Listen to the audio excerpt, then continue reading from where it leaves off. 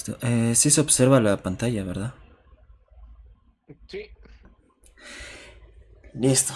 Bueno, bienvenidos a todos. Este día voy a exponer en la clase de sistemas operativos, el laboratorio número 8, que trata sobre paralelización de procesos.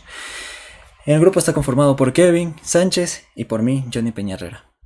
Entonces, primero vamos a revisar unos cuantos conceptos clave para ir luego con la parte del laboratorio, resultados y análisis.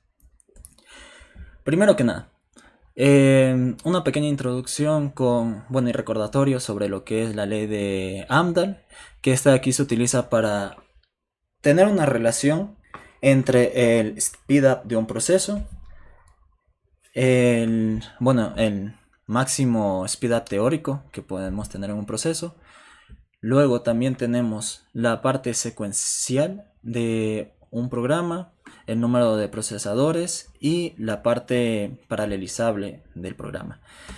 Lo que sí hay que tener en cuenta aquí es que el speedup siempre va a estar limitado por el porcentaje que nosotros tenemos de partes paralelizable y parte secuencial.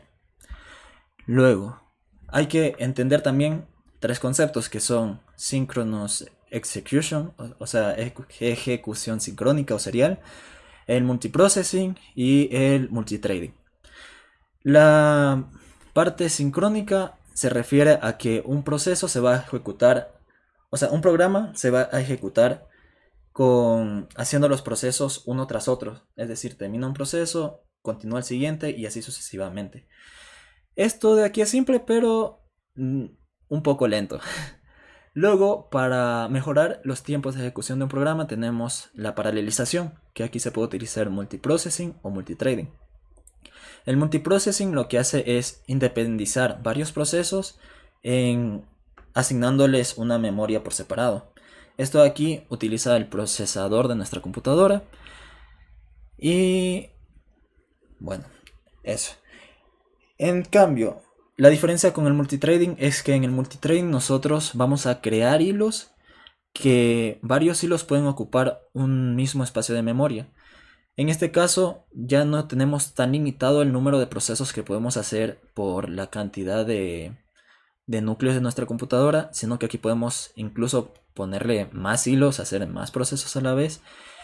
Pero la diferencia es que el multithreading sí es interesante para varias ocasiones, principalmente para trabajos que son dependientes de inputs y output, como ya veremos a continuación, descarga de imágenes, pero no es tan, no es tan efectivo para trabajos que dependen más del poder computacional. Y bueno, ahora sí, veamos lo que tocó hacer en este laboratorio. Está conformado en dos partes. La primera era descargar imágenes y la segunda procesamiento de imágenes. En la parte uno se tuvo que descargar 4513 imágenes utilizando las tres versiones vistas anteriormente, el Synchronous, el Multiprocessing y el Multithreading, y se nos daban las URL de cada una de estas imágenes. Luego para la parte 2, una vez teniendo descargadas las imágenes en nuestro dispositivo, se le tenía que aplicar filtros. En este caso yo elegí estos dos filtros, la Gaussian Blur con un radio de 15, o sea, se está poniendo la imagen más borrosa, y luego un redimensionamiento de la imagen a 1024 por 1024. Listo. Entonces, una vez después de ejecutar en mi Raspberry Pi los códigos para tanto para la descarga de imágenes como para el procesamiento de las imágenes, aplicando los filtros, se tuvieron los siguientes resultados.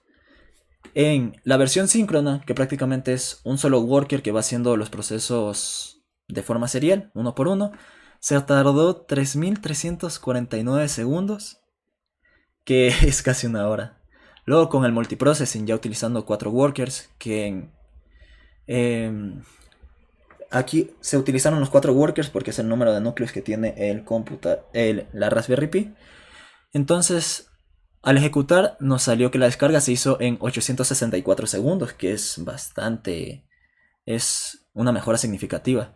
Y luego con multitrading utilicé 128 workers y se tuvo una respuesta de 337, o sea, una descarga que tardó 337 segundos. Sin embargo, esta columna le añadí posteriormente, porque lo que sucedió aquí que al utilizar tantos workers en la Raspberry Pi hubo una pérdida de imágenes. Hubieron algunas que no se descargaron. En este caso fueron 281 imágenes perdidas. Bueno, luego con la parte del procesamiento de imágenes, aquí están los tiempos. 1147 segundos para la versión sincrónica, poniéndole los filtros uno por uno. Luego con multiprocessing 375 segundos. Y con multitrading de 128 workers 398 segundos. Que no hay mucha diferencia con multiprocessing. Incluso se redujo la velocidad de descarga. Y ya. Después se nos pedía hacer unas gráficas comparando los resultados. En este caso las gráficas son de la velocidad, del speedup, digo. Luego una gráfica de la eficiencia y de la predicción AMDAL. Aquí están las fórmulas que se utilizaron y estas son las gráficas.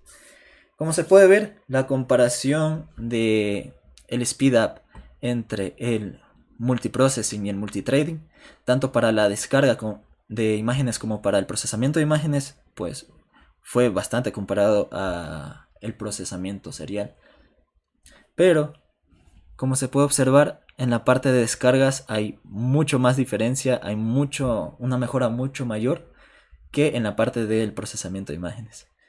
Luego, en la gráfica de eficiencia se puede ver más de lo mismo.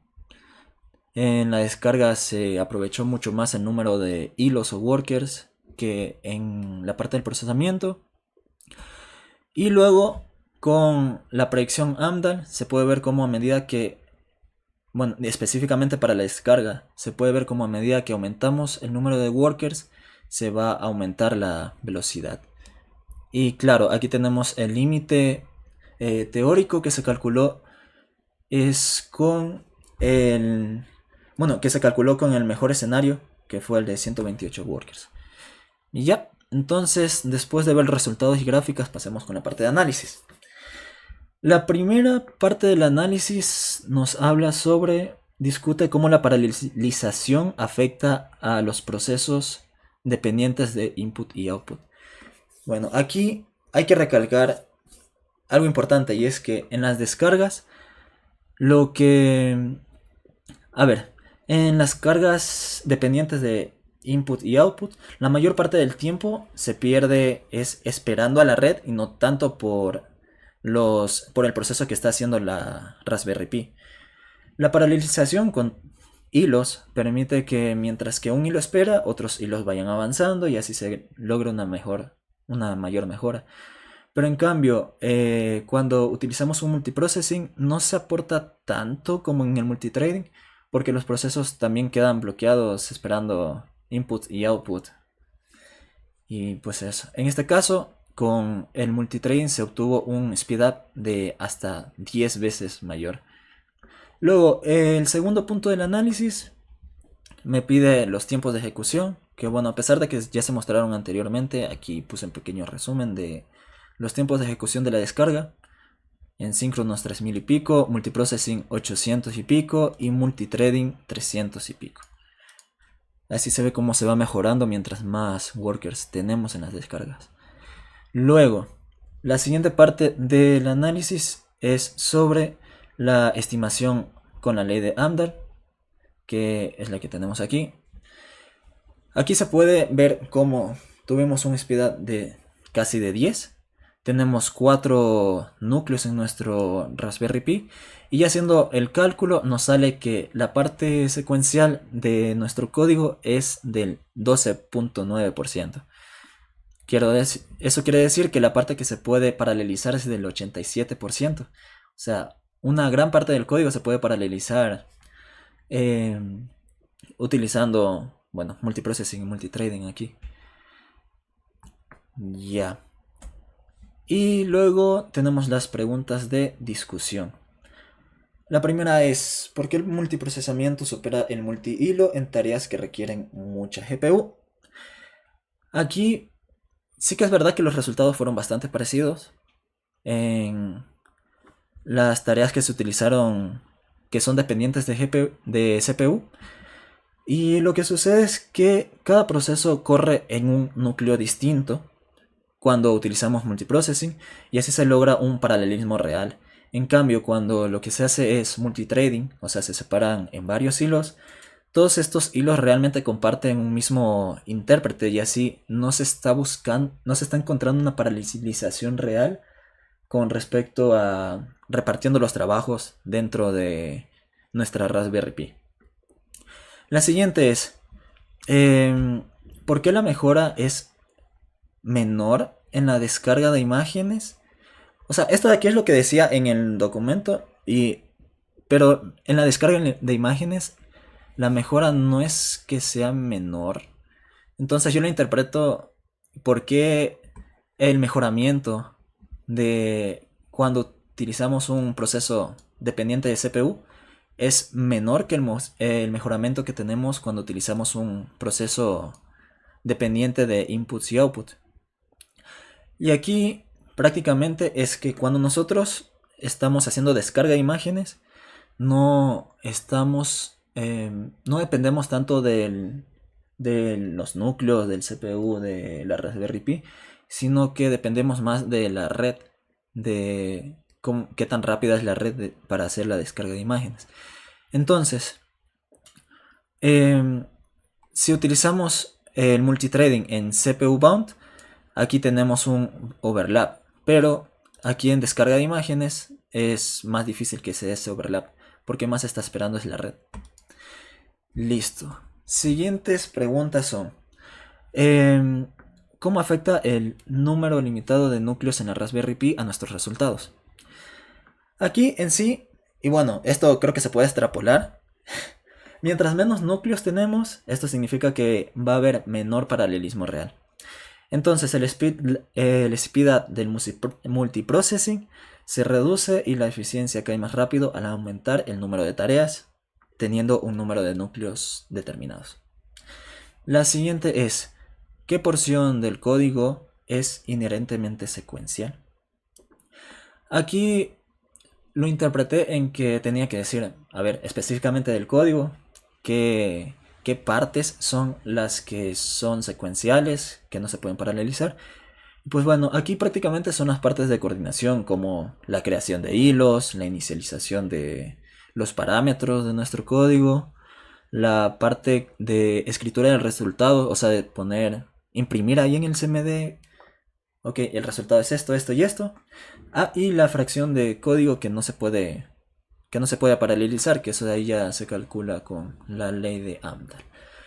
Finalmente, tenemos qué factores a nivel de sistema podrían influir en los resultados. Aquí diré 4 factores que encontré y el por qué. En primer lugar, el caché. ¿Por qué depende de los resultados del caché? Porque, bueno, la memoria caché lo que hace es guardar ciertos datos, ciertos procesos, para así poder utilizarlos cuando nosotros repetimos un cierto bloque de código. Entonces, si nosotros tenemos bastante caché y nosotros estamos almacenando un proceso que queremos volver a repetir, ahí la computadora ya no va a tardar tanto en volver a ejecutar el mismo proceso porque ya tenía interiorizado cómo se hacía y ya no tiene que volver a ejecutarlo completamente. Luego la memoria RAM, que esta de aquí limita cuántos procesos o hilos pueden correr al mismo tiempo. En este caso, bueno, en la Raspberry Pi no se puede correr tantos procesos a la vez, por esto mismo y por el número de núcleos. Pero, por ejemplo, si se ejecutara en mi computadora, en alguna laptop, que creo que todas las laptops son más potentes que una Raspberry Pi, pues sí tendríamos un mejor resultado. Luego el disco, que este aquí afecta la velocidad de lectura y escritura de imágenes procesadas. Y finalmente el ancho de banda, que aquí esto se ve más en la parte de la descarga de imágenes, porque estas son en gran parte dependientes de la velocidad de internet que tenemos. No es lo mismo que hagamos el código y lo ejecutemos teniendo una velocidad de internet de 30 megas por segundo que teniendo una de 800 megas, por ejemplo.